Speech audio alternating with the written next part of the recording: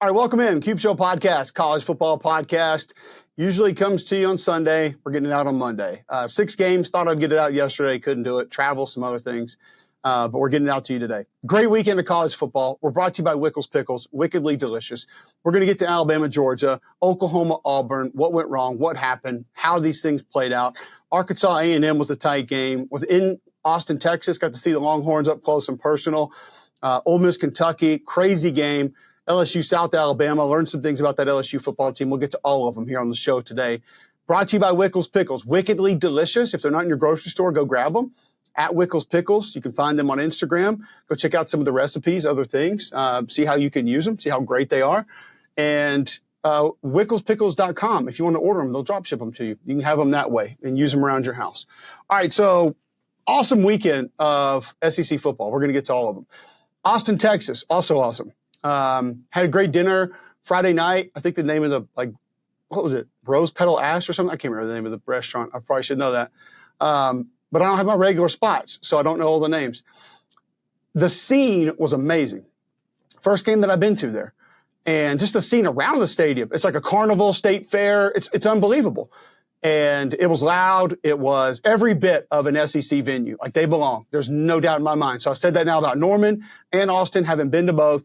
Really cool, really exciting, just kind of what it offers. And I mean, there's like a Ferris wheel, a zip line, rock climb wall, like concerts going. Like it was badass. I'm telling you, I loved it.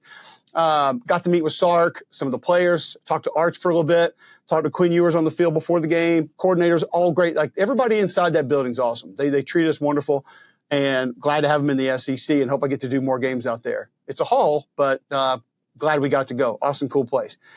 So we'll start with that team first and foremost. A little slow start, 35-13. Texas gets to 5-0, not number 1 anymore. Alabama takes that spot. State goes to 1-4. First and foremost about Mississippi State, kids are still playing hard. And that was a surprise that you're 1-3 going in there playing number 1. You're motivated to play them. But when it starts to get away from you in the second half a little bit, you expect it to dip, and it just doesn't. Do they make mistakes? Yes, they do. They make a lot of mistakes. It's not real clean football, specifically on the defensive side. You're starting a true freshman quarterback. Things aren't going to go your way. I thought Lebby had a great plan. He told us on the field, running the football is how we protect our quarterback. That's the way to get it done.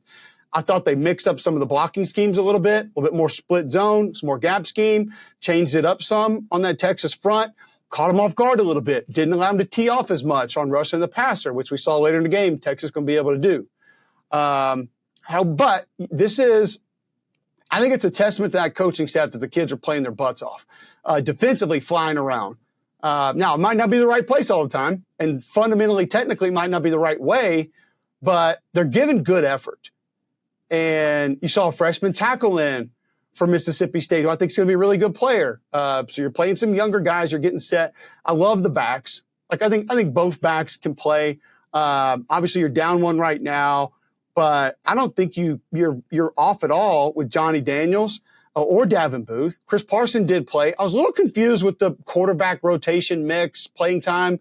I just didn't know what else Parson gave you. I know you probably want to start getting him prepared because with the true freshman in the game, you don't really know how it's going to go. So you want to be ready for that.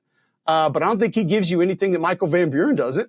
I thought Van Buren showed good poise. He took a big hit early, popped right back up, so he's tough. Not going to have to worry about that. And I like the receiving core. Like Kevin Coleman can go. Mario Craver's going to be legit in this league. Like he can be big time, and probably needed a little bit more to the tight ends. Traore had 1 catch, but needed to get things going. And Kelly Akari down the field. Excuse me, somebody who I think can help that Texas offense, but kind of couldn't find their way there. And then just, you did what you needed to do. The plan was keep away a little bit, slow the game down. Texas gets 5 possessions in the first half. I know a lot of people look at, the offensive output, what happened, the score, being 14-6 at the half, and Texas gets one of those right before the half, which I don't know how you're in man coverage right there when you give up that ball. You need to try to hold on to that lead, or, the small lead that you had, and give your guys some help back there. But Arch comes out, first start, and against an SEC team, 26-31, 324, 2 touchdowns. I thought he was sharp, no interceptions. And I thought seen him in person, he's a little bigger than you would think. We talked to him, visited with him. He was pleasant. He was like, I think he's He's a guy that you see why a lot of the kids like him, like just a kind of a sly, sharp, fun personality. You can tell he's probably not into the interviews, but he sat there with us and answered our questions. But he's got some quick wit, some good humor about him. He told us that his grandmother and grandfather call him before every game, and his grandfather tells him, like, slide, go out of bounds, don't take these hits. And I kind of said, well, it's funny that he says that because he never did it. So, and Art said, yeah, I seen him walk around. I think it's the reason that he says that. So that was pretty funny to kind of hear that story. Seeing him and Quinn and talking to Quinn Ewers about him before the game, that relationship's really cool, man. And one of the things I think is unique is Arch is so different technically than Quinn Ewers, but they both work in the offense.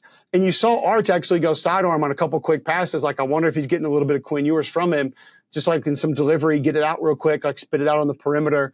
But Sark told me before the game, he said, I asked him if there's anything different that you want to do now that it's here. He said probably a couple call-in runs, which is basically no checks, no either ors, not going to change anything. Like, you call 28 toss, you go out there, you're running 28 toss. Like, that's it. You're not going to try to, it doesn't even matter what it is. That way, I think, too, Sark could talk to him a little bit, but he wasn't going to actually have to worry about changing anything. Sorry, we got a little sinus still going, congested, trying to get rid of that. And so make life a little easier on him early, get him comfortable, kind of get him calmed down. But I thought he's got so much poise in the pocket. Delivers a good ball, gets it out quick. Still took some chances, probably didn't need to, but he looks solid. And I like the plan. Get the ball out on the perimeter through the air early, some heavy play action shots to help the protection, give him a little extra time and take those shots down the field then. Run game got going later. Quintravion Wisner looks like he might be able to guy who really helps offset some of the load on Jaden Blue, because we know they've had the running back injuries in fall camp. So maybe now you have a nice 1-2 punch. But this receiver core, guys, I mean, DeAndre Moore goes for 103. We know what Bond can do. Matthew Golden's proven. Jonte Cook can get it. You got Ryan Wingo, the freshman sensation that thankfully has a great attitude. He's not worried about, playing selfish football and getting the ball all the time. Silas Bolden can hurt you in the slot. Like, they just have guys, and it just keeps on going. Gunnar Helm, I think, is super important for what they do. He had a couple really good blocks in this game. Thought he did some good things. I thought the center played well in this game. We talked a lot about him and just kind of what he does and what he means to this football team. And a guy that Sark and Kyle Flood raved about, like both just absolutely love. And talking about how the things that he controls at the line of scrimmage and kind of some of the things that he does, it was wild to hear that, like, Jake Majors can redirect the back at times in protection. Not only change the protection and handle that, but give certain signals that will tell the back what to do. Like, go ahead and get out on the route. We've got this. Like, super advanced stuff that not a lot of other centers in college football are doing. I said that to Coach Flood. I was like, you realize how advanced this is? He's like, I know. It's a major luxury for what they're doing. I thought DJ Campbell did some good things. These two tackles, but we know Kelvin Banks, but Cam Williams is starting to come on at right tackle for Texas. And when he comes on, it's going to be a problem physically for people to be able to match up with them. Defensively, I've told you guys before, Vernon Broughton playing good ball inside. Alfred Collins, Jermaine Lowell had a really nice game, 99 for Texas here. He was in the backfield, got a good push. He takes on double teams really well. And I talked to Sark about the defense. I said, feels like the attitude a little different. And it's not just having more twitch off the edge, which they do. And he goes, no, it's a little different. He said, we had great players last year. But he said, and I love this. He said, he goes, Zero kind of makes it go. He's our guy in there. He said, he's a prick, but in the best way possible. And I just loved hearing that, because to have that tone setter and to have the guy that raises the expectation around him from everybody else, and having the understanding that he can go in there and have those conversations with guys about picking it up or doing the right thing, I absolutely love that you have somebody in there that can do that, and he's that guy. David Benda, talked to him. What a cool kid, man. Like, parents from Sierra Leone, trying to take advantage of an opportunity, just loves football, loves everything about it, wants to be a broadcaster one day. Just so cool to meet him, talk to him, hear his story. He talks to his dad at 5:30 every morning. And his dad just kind of checks on him, asks him about his nutrition, different things. Like, it's just so cool to see somebody taking advantage of that opportunity that loves, like, every bit of playing football at Texas. And I think they have a bunch of those guys. Like, you look at the secondary. Is the secondary better? I don't really know. I don't think they've been tested to the point for us to know yet. But you got all these guys from Austin back there now. Some have come back to the portal, some out of high school, one former walk-on. And now they're back there together kind of working this thing out. So a little more togetherness there. And listen, at the end of the day, the deal for this Texas defense is going to be they can get home with the guys up front. And if they can get home with 4, they're going to be a problem. Trey Moore, UTSA transfer, we know what he can do. He can get there. He can get to the quarterback. And we're seeing a lot of freshman dynamos. Like we're going to talk about Ryan Williams at Alabama. We've already talked about Dylan Stewart at South Carolina a couple weeks ago after that LSU game. I'm going to tell you right now, Colin Simmons is in line. Ohio State's got a receiver that looks like an alien. Colin Simmons is going to be a freak show. And another really cool story with him, his little brother has autism, and he has a foundation in Dallas to try to help come up with activities for autistic children that just don't have a lot of things that they can go do, that have everything from a sensory standpoint that they need. And I talked to his mom, hearing about his relationship with his brother, and hearing about just kind of how much he cares and how he's able to talk to him and, what they mean to one another. Like, it's really cool, man. And I love kids that are taking advantage of their opportunity and doing right by other people. I want to throw this out there, clayscolorcrew.org, clayscolorcrew.org. You can go to Clay's Color Crew on Instagram. It's up there. That's Colin's foundation that he started with his mom and his brother, and just to try to help kids out. But he's doing it specifically for his part of Dallas because, as you guys know, the Metroplex, like it's a lot to get all around there. And they needed something kind of close to where they live. And there were some other kids, they didn't have that. So he's making that happen with his NIL money. Like, how cool is that? But this kid's like 6'4", 245, looks bigger than that. And he's got flexibility. He's got bend. Like, he's going to help this football team. And with the linebacker play, the play up front, Barron Sorrell can go inside, outside. Like, he kind of looks thicker. And so he's going to give you that heavier pass rusher inside sometimes, or a heavier handed guy outside. Like, his flexibility is going to help. So I like what this defense has. And Pete Kwiatkowski kind of told us, he's like, the front makes the difference. We're not going to have to pressure as much. That's going to be the biggest difference on the back end, is we're not going to have to go do that.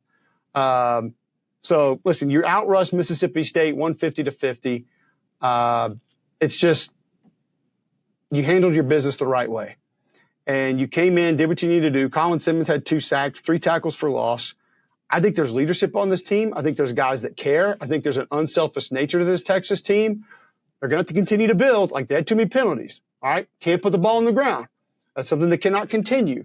So there are some sloppy tendencies that have to go away. Now you get a week off and you get Oklahoma, who's going to have 2 weeks to prepare with a new quarterback that can challenge your defense in some different ways. And a really good defense, by the way. But Auburn may have put some things on film that you can utilize. So I love the vibe in the building. I love the attitude around the team. I love some of the personalities on the team. I like the leadership. You got 2 quarterbacks you can lean on. I think they can win with both. I really do. So came away actually feeling better about both of these teams. Mississippi State's got a long way to go.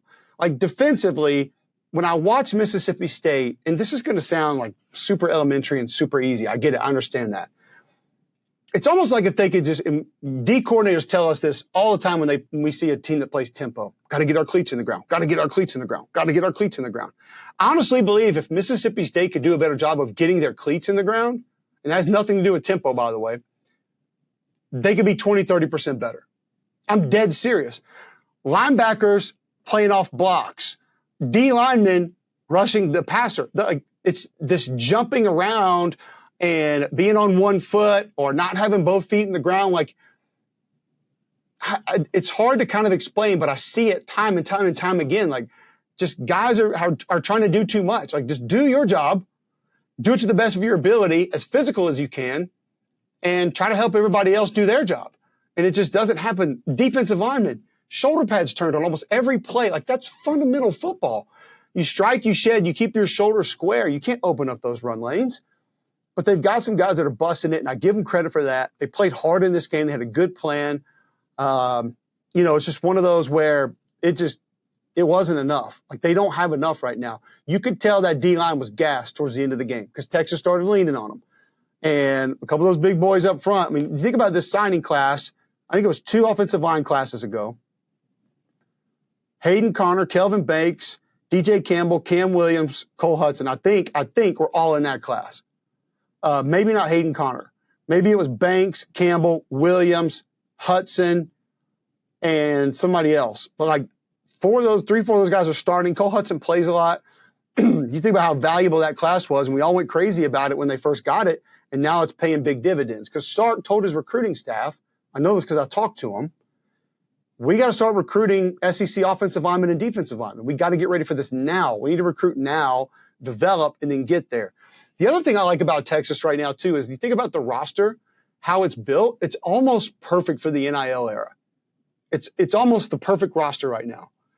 So you have a couple portal guys that you bring in to fill voids that are helping you.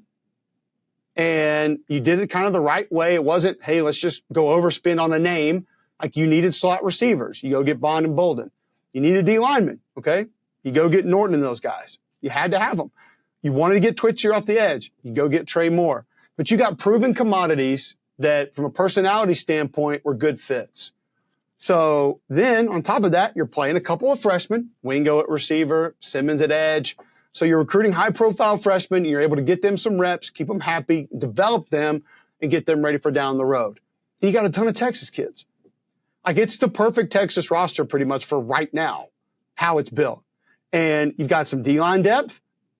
You've got some tight end depth. Like Nyblack's coming along a little bit behind the scenes. He might be able to help them down the road. You don't have a ton of running back depth. I will say that. Quarterback depth, offensive line depth, like not a lot of people have. So they're in great shape is what I'm saying for this year and then looking like maybe beyond to see how that thing can continue to go. All right, Georgia, Alabama. Holy hell. What a game. And by the way, we're brought to you by Blue Delta Jeans. Custom fit, premium denim. Go to bluedeltajeans.com. They can fit you digitally. You can get them. I got a pair on right now. You'll see them tonight on Read and React. I love the guys over at Blue Delta. You will not want another pair of jeans. Now they have hats, jackets, shorts. Go check them out. BlueDeltaJeans.com. The only pair of jeans you'll ever want after you get a pair of these. 41-34, Bama gets the win. They get to 4-0. They're the number 1 team in the nation now. Georgia goes to 3-1. I haven't seen anything like this out of the gate in a long time. As far as unexpected, how it happened, Georgia defenders out of place, taking bad angles, outnumbered. And this is what Kalen DeBoer brings, along with Nick Sheridan, that the offense has kind of been lacking a little bit in very recent memory. Very recent. It's just creativity. The wheel route to the back. It's a great throw. Formation into the boundary. Motion in. Pause for a second. Make linebacker pause. Come back around and hit the wheel. You know you got the numbers on it. The quarterback run to the edge. Now, I will say, Georgia crashed the mesh. And that's why there was the big collision with Jam Miller. Knocked the helmet off. If he slow plays that with the replaced safety over the top, is it the same? I don't know. So, yeah, sometimes you catch your opponent. That happens a lot. We talk about it with run stunts. We talk about it with pressures. We're going to talk about it with some more pressures in different teams tonight. But when you look at just how they called it and how they sort of set Georgia's defense up, it was a beautiful plan. Jalen Milroe is just that guy. I mean, the one play in the pocket that I posted on Twitter where they busted an assignment, the right guard busted an assignment. Right guard didn't play great in this game for Alabama. Busted an assignment, but I thought left tackle played really well. I thought Booker played well. Brailsford was fine. Right tackle pretty good.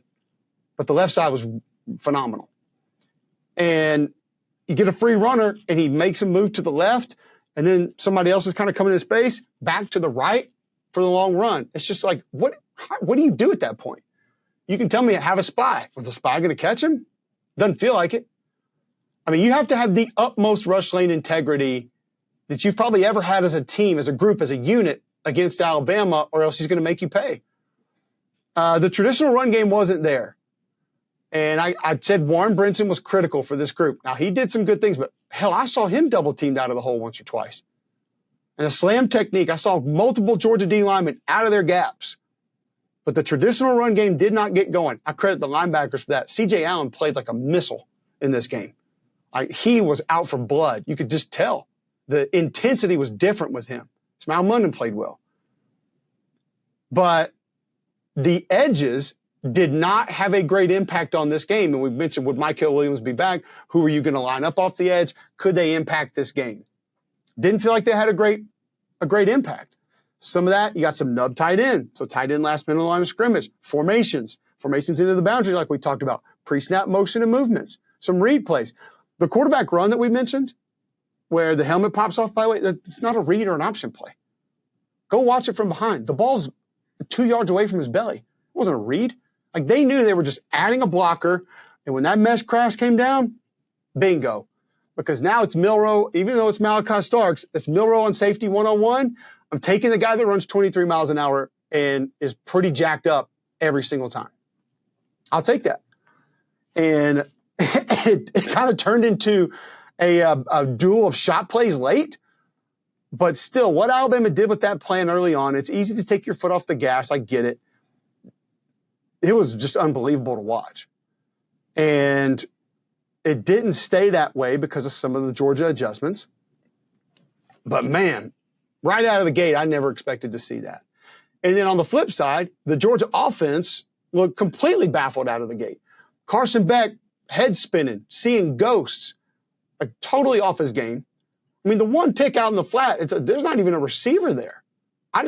There's nothing that is inexplicable of, well, I thought this. It just was not there. And that's probably one that your mind's made up, you turn and you let it go, and that's that. 3 of 15 on third down for Georgia, 3 of 11 for Bama. Georgia was 5 of 5 on fourth down. Carson Beck, ugly early.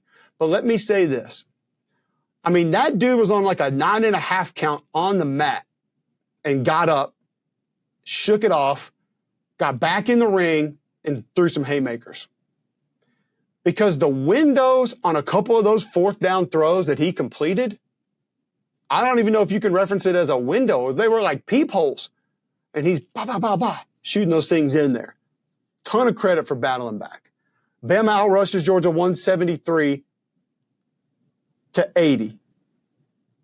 And they say that thing rotates automatically, but there's no way that just went to that while we're talking about this, is there? Somebody's got to be hitting some buttons back there. If you're listening just on podcast, the studio that I'm in Charlotte literally just went to an Alabama background. And I have no idea how or who does it or what is happening, but okay, we're there.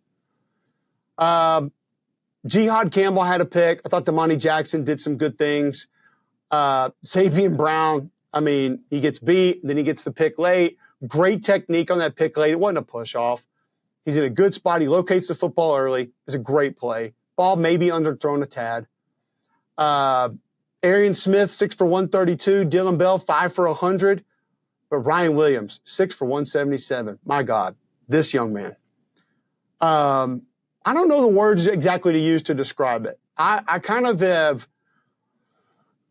It's kind of like fluid athleticism that he has. Like maybe the most fluid athleticism I've seen in a long time, where everything just kind of effortless. And some guys look effortless when they run full speed.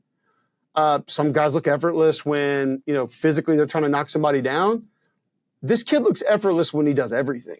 Like it just looks easy. You hear people saying he looks like he's playing in the backyard or, high school football, whatever. And it is because it looks easy to him. Everything is smooth. And I think the tipping up the pass to catch to himself was probably a better play than the pirouette spin move deal. But when you saw, I'm going to tell you, the end zone copy of that is dumb because the DB's got a chance to make a play and still gets juked after the spin again. It's ridiculous. It goes back to some of these freshmen we're talking about in college football right now. I've never seen anything like it. Not just guys who can play, guys who are thriving, ready-made to be big-time players right now. And he's one of them. And so now you got a go-to guy down the field. Preseason, we wondered, would Bama have a deep threat? Would they have that sort of guy that they could just say, here it is, go get it? Looks like they got that guy now. I thought the tight ends, Robbie Utes and company, did a nice job helping out in the run game. I mentioned right guard had a couple of breakdowns, a couple pressures that they missed, didn't see. So Milroe had to move and scramble sometimes. But this is where I thought Alabama was almost going to be indefendable. Is about middle second quarter, maybe a little bit later. Jalen Milroe hits like 3 intermediate throws, like a little crosser where he kind of just spit it out to the right. It's like, boop, got it out kind of late. And then another one kind of out in the flat with some pressure. And I thought to myself, when I'm watching the film, if this young man's hitting the intermediate stuff, if he's accurate with the intermediate throws, tell me what you do. Tell me. Because if you pressure him, he's going to get it out quick and hit that. And then he can just make you miss and leave. Okay? So you stay back on them, they're going to add a blocker and run the ball. They've got the numbers. How do you defend that? So, I mean, it's going to be a conundrum for a lot of teams moving forward. You better hope he has an off day, or else I don't know how you get him. I really don't. DeBoer's 13-2 against AP-ranked teams now. Now, Alabama did have 10 penalties. So that's got to be cut down.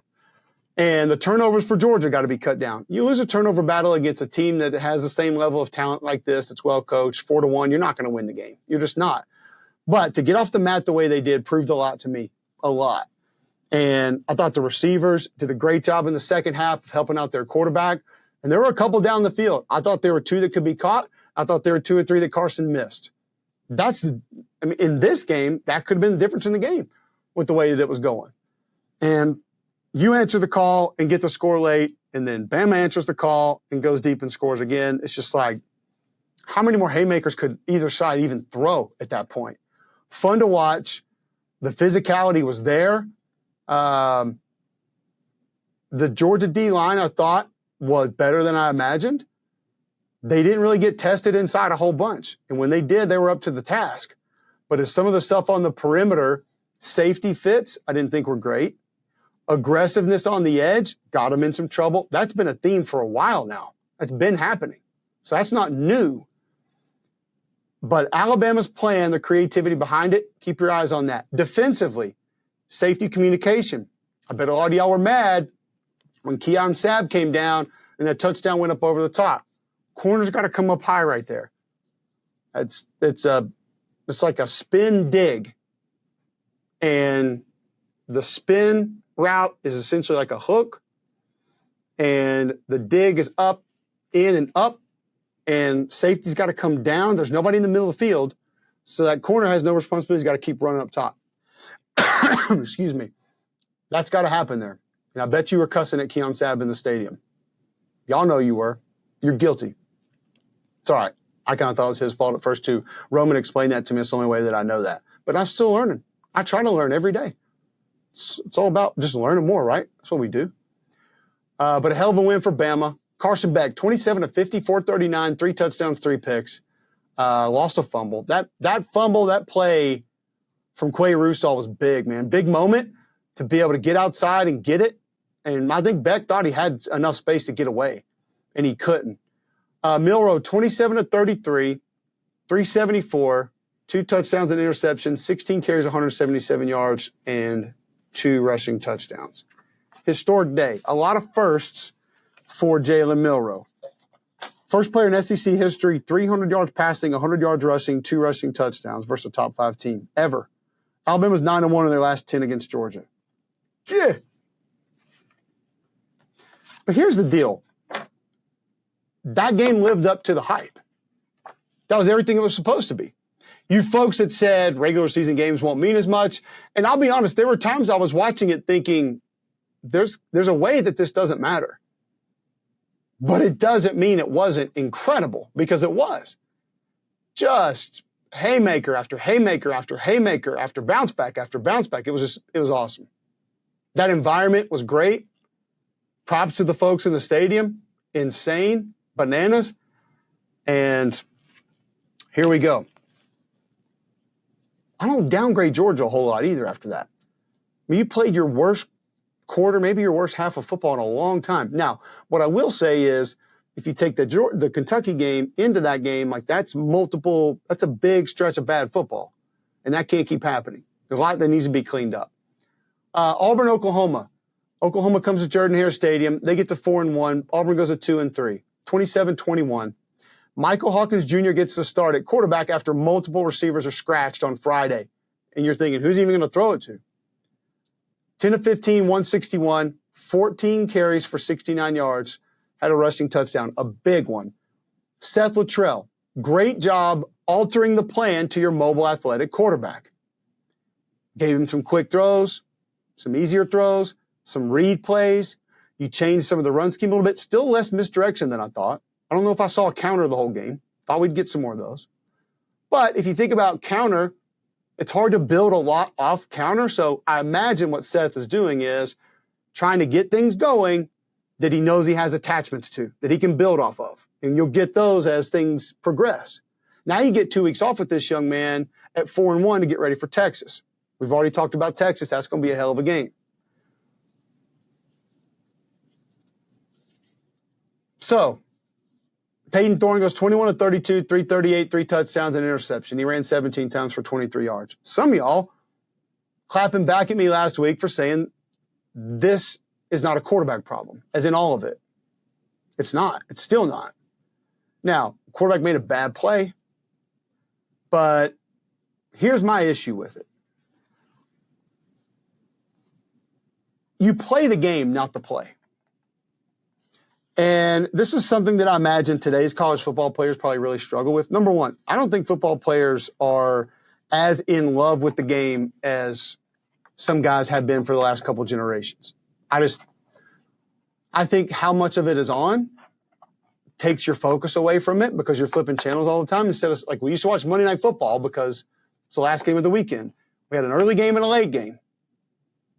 And on Saturday, you had like your Jefferson Pilot game, your CBS game, ESPN2 games. And there was one Thursday night game. We locked in and we watched. I don't think it's the same anymore. I think that hurts you in situational football. I think that hurts you of understanding of where things are in certain games. Just me. I don't. It's my opinion, just my thoughts, man. The plan was better for Auburn. It was. People don't want to hear this. The execution, start to finish, was better for Auburn. I understand you guys don't like this, but I'm just letting you know. They changed up some of the blocking schemes in the run game. Backside pullers in outside zone and mid zone and a couple of other things with the toss plays where they blocked it a little bit different. Just giving yourself better angles to get guys blocked, so blocking down and pulling one guy around with a defense that overruns at times. Smart for cutbacks. Get a little bit of that going. All right, extension of the run game through the air. You saw the quick throws on the perimeter early. Motion a back, hit him. Hit a back quick, get north and south. Screen game, screen game hadn't really gone all year. I think this Auburn screen game might be a waste of time. But I'd have to really study it. The interception is just inexplicable. Now this is going to sound like a little bit of Monday morning quarterbacking here, which is kind of what we do anyway. I have always been on board with starting your 4-minute offense about a drive or two before almost anybody else does. I get in these games and I know we all panic about trying to hold on for a win. Like, keep your foot on the gas. Well, when turnovers are in your DNA, I don't want anything on the gas except for the clock. I want the clock to be run down and the gas to be on the clock trying to run it down. That's the only thing that I want to be hitting the gas on. So I'll go back to the drive with the missed field goal. 1st and 10, 10:59 left in the fourth, okay? And you have an 11-point lead. 11-point lead, which means you need a touchdown, a 2-point conversion, and a field goal just to play more football.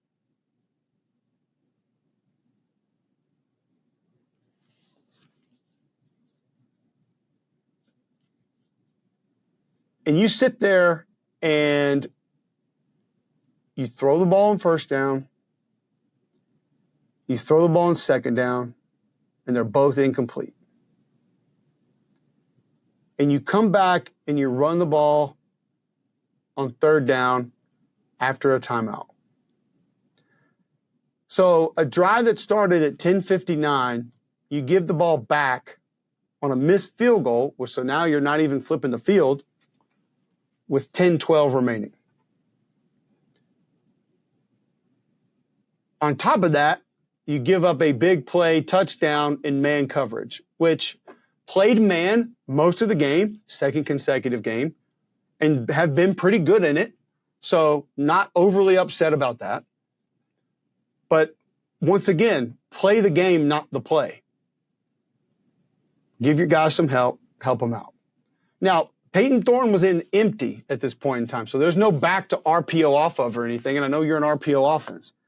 But when you go to the play that was the interception, Kip Lewis, hell of a play. Venables and company, great call. Excuse me. And this is why it was a great call. So I'm back and I watched every play of their defense yesterday and today. Every play. And we show it on Read and React tonight.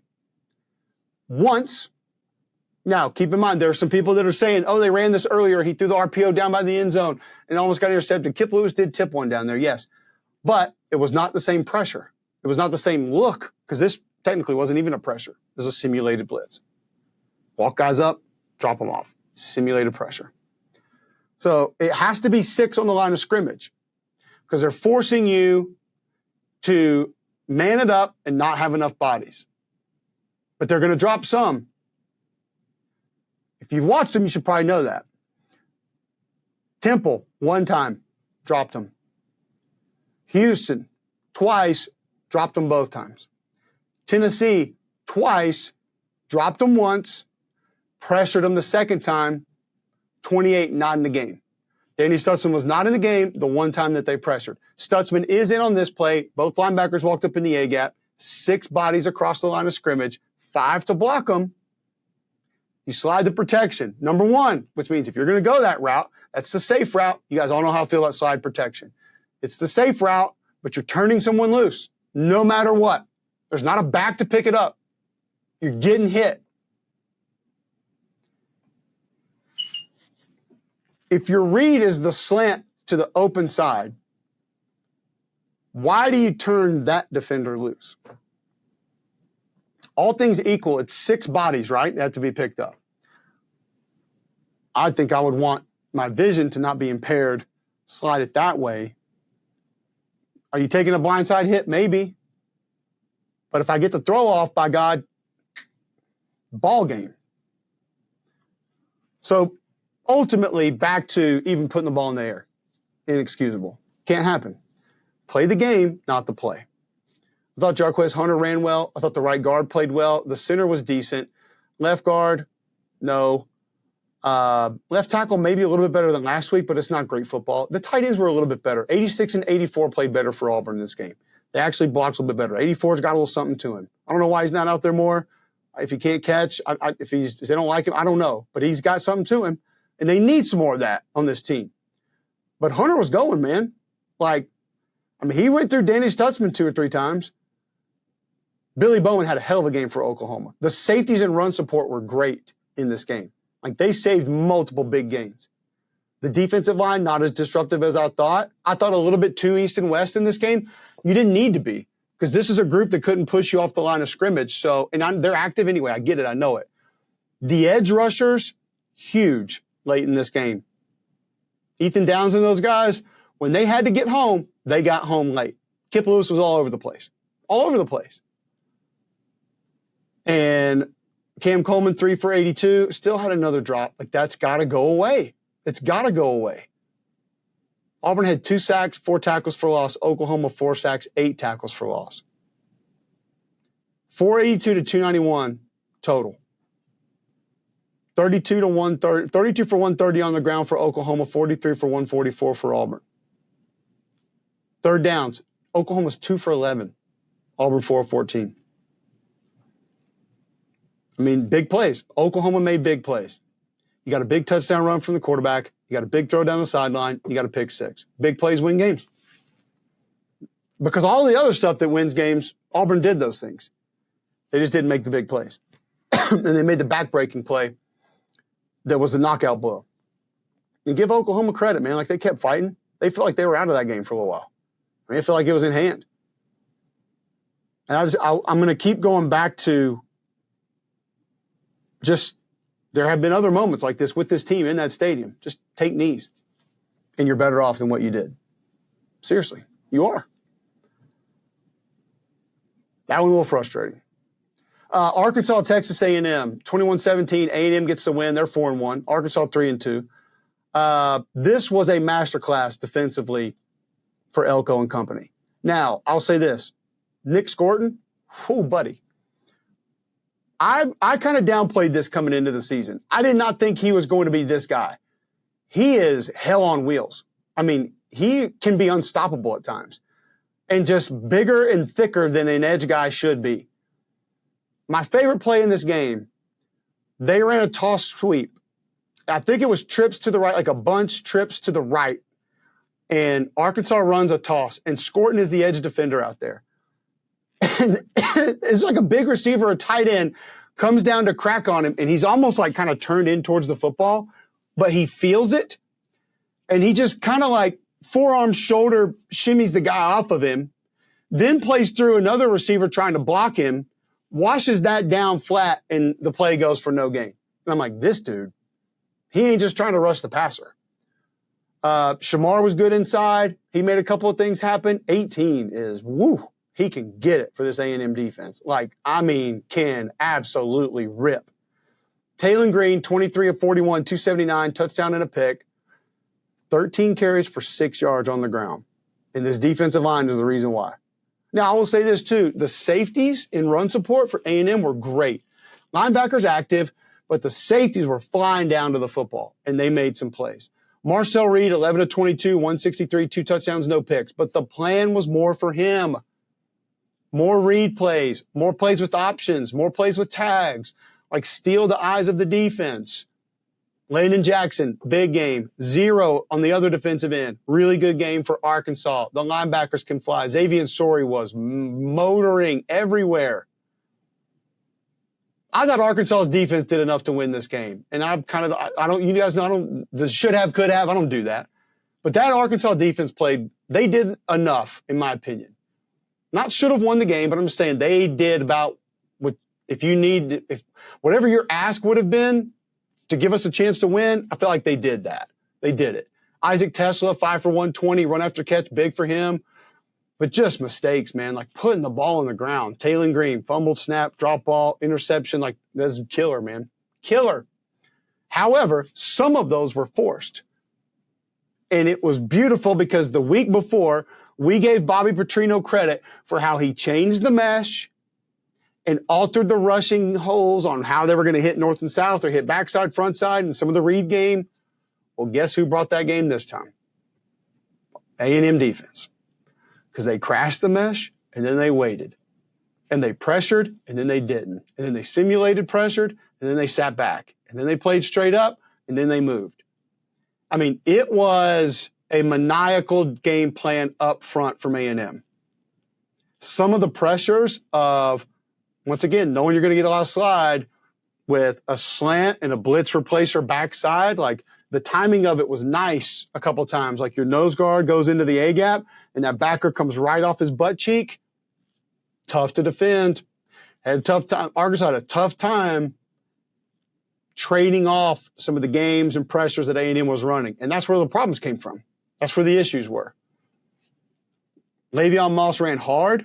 I thought Besantis had a nice game. I thought the center played a really good game for Texas A&M. And I'm going to tell you this, 17 for A&M, he's going to help that team, man. But Le'Veon Moss was great. I think I got the name wrong there. Sorry. Moss at tailback, great for A&M. Marcel Reed, just enough with his legs to keep that defense kind of honest a little bit. Noah Thomas helped. The receivers helped him out a little bit more in this game, I felt like. I feel like the receivers understood, like, catch and run needs to happen. We've got to help the young kid out. Like, maybe adjust to the ball a little bit more. Come back to the football. I feel like they were a little bit more of that. But I'm telling you, that tight end 17, like, he's going to help them, man. Like, he's physical in the run game. We've seen him down the seam a couple of times this year. But like, blocking, he was really good. And like I said, like, they just got after it up front. Cassius Howell and those guys were just, it was fun to watch.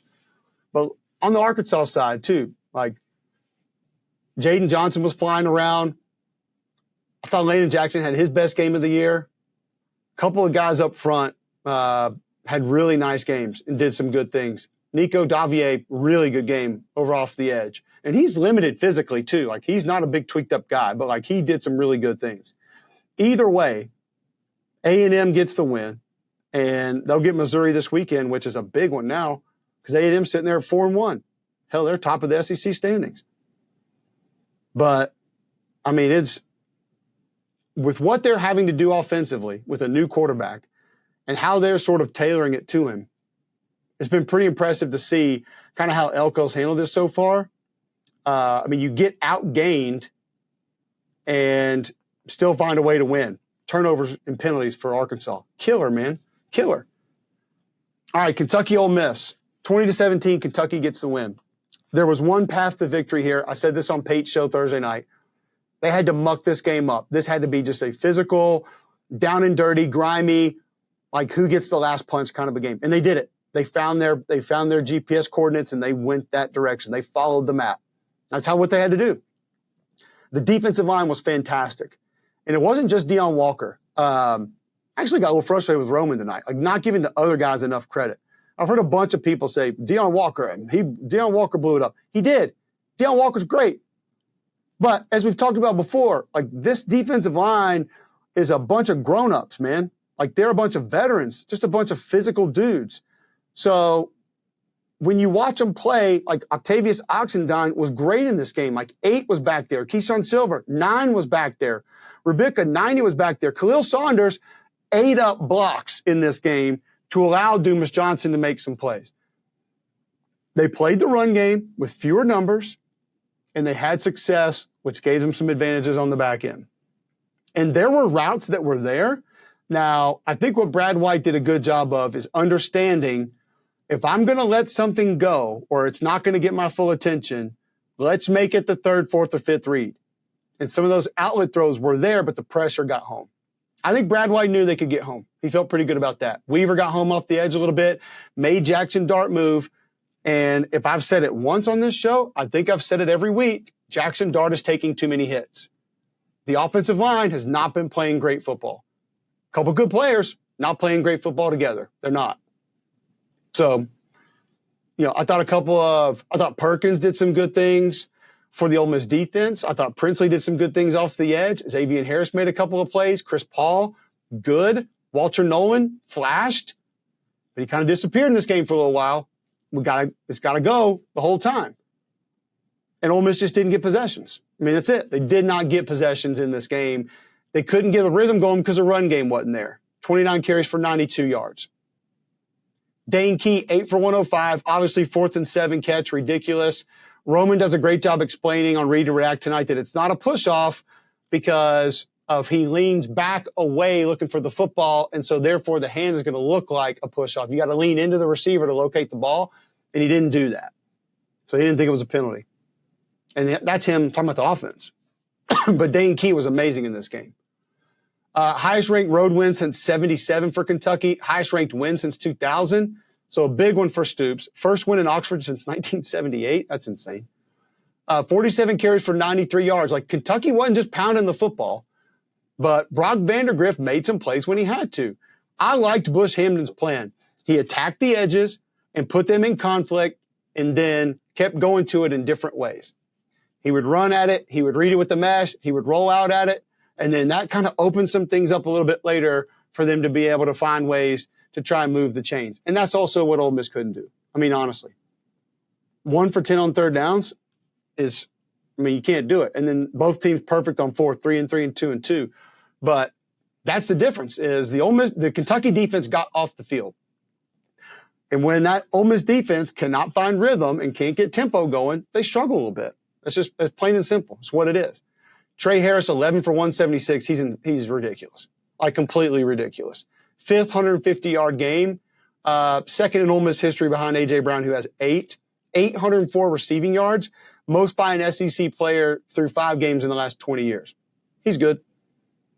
And Dane Key's got back-to-back 100-yard games for the first time in his career, receiving.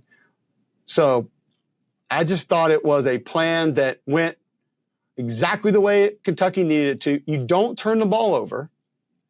I think they had 3 flags in this game, and you play great third down defense, and you get to the quarterback. That's how you beat Ole Miss.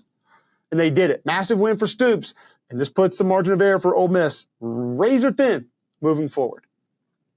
Razor thin. So we'll see how it plays out. You guys have heard about Better Business Bureau of Alabama. Listen, they're accredited and they want to help your business grow, whether it's digital signs, internet, website, internet traffic to your business, internet commerce at all. They're going to help you with it. Go to bbb.org, plug in your zip code. They're going to be able to help you. Better Business Bureau of Central and Alabama have been able to get more customers to more stores on a regular basis. They serve over 3,000 business owners. They can help you with yours. If you need a digital billboard, if you need to build a website, they can help you with that. They want to help you drive more business and be able to attract more customers. Go to bbb.org, put in your zip code, and see what the Better Business Bureau of Alabama can do for you. Finally, South Alabama LSU, 42-10. Got a little north-south run game going in this one. Some physical offensive line play. Will Campbell was great in this game. He and Dellinger had a couple really nice double teams. I thought right guard had a good game, specifically in pass pro. Nussmeier didn't get a ton of pressure. 26 of 39, 409, 2 touchdowns, 2 picks. One of the picks was atrocious. I don't even know if he was looking. But you're going to get that with him. Excuse me. You just got to kind of offset it. You know what's going to happen. You know he's going to do it. He's going to take some chances. Kyron Lacey, 5 for 107, really good. Caden Durham, 7 for 128. Like, he might be the answer at running back. He might be the guy. Maybe he's the one that can kind of get this run game going, but it was more downhill, and I feel like there's a little bit more emphasis on it. Now, still, I think it's still a drop back offense, but they committed to it just a little bit more.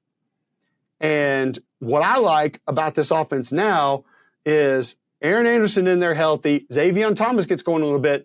Those two work in the middle with Kyron Lacey on the outside and C.J. Daniels, maybe a bit of a move guy. We know what Mason Taylor can do. That's going to be tough to cover with a physical offensive line that may have found a back that can sort of see things well and get downhill a little bit. They're going to be tough to defend. And the LSU defense is flying around. Whit Weeks has become a great SEC linebacker. I thought he was just going to be a pressure guy for a while. Like, he can see it and read it and get there and react. Like, he's big time. The other guy I love is Braden Swinson. Like, he flies off the edge, super athletic, got twitch. Greg Penn played well for the defense. Savion Jones, 35. It's like clotheslining guys. He's kind of old school, man, off the edge, but he's fun to watch. Really good player. So LSU comfortable over a really good offense. You shut them down. Solid. Get to 4-1, 42-10 over South Alabama. South Alabama's 2-3. So Brian Kelly's group looking pretty good. Kind of flying under the radar here. Flying under the radar right now as a one-loss team in the SEC. But I like what I see from them for sure. All right, appreciate you guys being with us this week. We're back next week. Some more huge matchups next week. We might not have the Alabama-Georgia headliner, but it's a really fun week of games coming up. I'm going to be in the booth again with Tom Hart for Alabama at Vandy. Excited to see Bama this week. Kind of get a better idea of what they are, who they are. And we'll share all that with you next week on the show. Tell your friends to subscribe. I appreciate all you subscribing. All the feedback is always positive. Thank you guys so much. And we'll be back next week.